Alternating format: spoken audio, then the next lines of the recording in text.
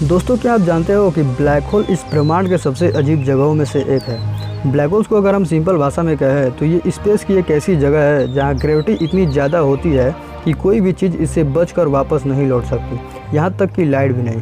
तो चलिए आज हम ब्लैक होल्स के बारे में जानते हैं। सबसे पहले मैं आपको बता दूँ कि कोई भी चीज़ ब्लैक होल बन सकती है।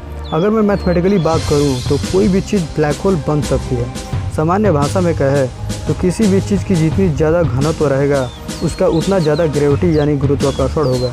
ब्लैक होल्स इतना डेंस ऑब्जेक्ट होता है कि इसका ज़्यादा घनत्व होने के कारण इसका बहुत ज़्यादा ग्रेविटी हो जाता है, जिसके कारण ये लाइट को भी अपने में निगल लेता है और वापस रिफ्लेक्ट करने नहीं देता। हम आपको बता दें कि लाइट की बार बार इसलिए चर्चा की जा रही है क्योंकि इस ब्रह्मांड में सबसे तेज़ गति से चलने वाला लाइट ही है।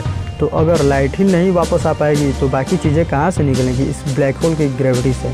पर अगर हम किसी ऑब्जेक्ट को ब्लैक होल बनाना चाहें तो यह तभी पॉसिबल है जब हम उस ऑब्जेक्ट को उसके स्क्वायर चाइल्ड रेडियस तक कंप्रेस करके छोटा कर दें।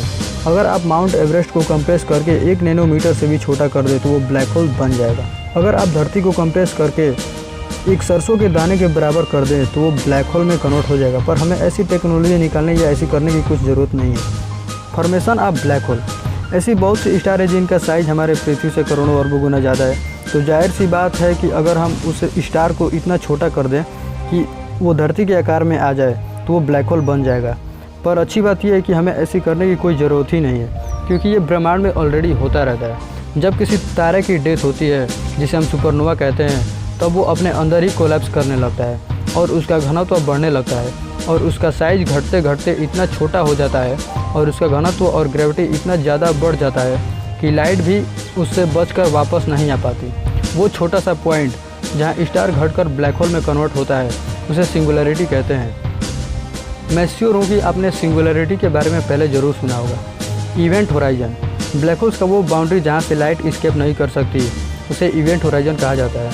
मतलब इवेंट होराइजन से पहले लाइट स्केप कर सकती है यानी बच कर निकल सकती है, पर उसके आगे से नहीं। ब्लैक होल्स को हम ब्लैक होल्स क्यों कहते हैं? क्या आपको पता है कि ब्लैक होल्स को हम ब्लैक होल्स क्यों कहते हैं? तो आज जान लो। ब्लैक होल्स से लाइट स्केप नहीं कर सकती है, इसका मतलब ये नहीं है कि ब्लैक होल्स में लाइट नहीं होता है। उसमें लाइट होता है पर उसके बहुत ज़्यादा ग्रेविटी होने के कारण लाइट उससे बाहर नहीं निकल पाता है और हमारे आँखों तक नहीं पहुँच पाता है। तो जब हमारे आँखों तक उसका लाइट पहुँचेगा ही नहीं तो हम ब्लैक होल्स को कैसे देखेंगे?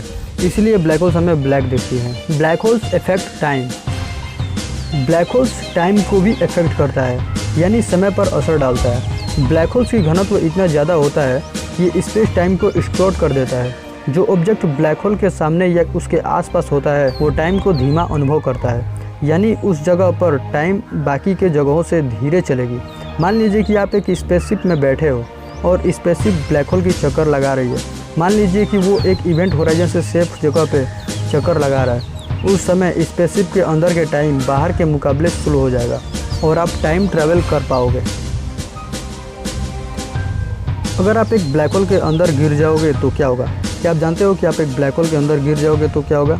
क्या सिंपली आप उसके अंदर चले जाओगे? नहीं, ऐसा नहीं होगा। असल में आपका शरीर एक रबर जैसे स्ट्रेच होगा।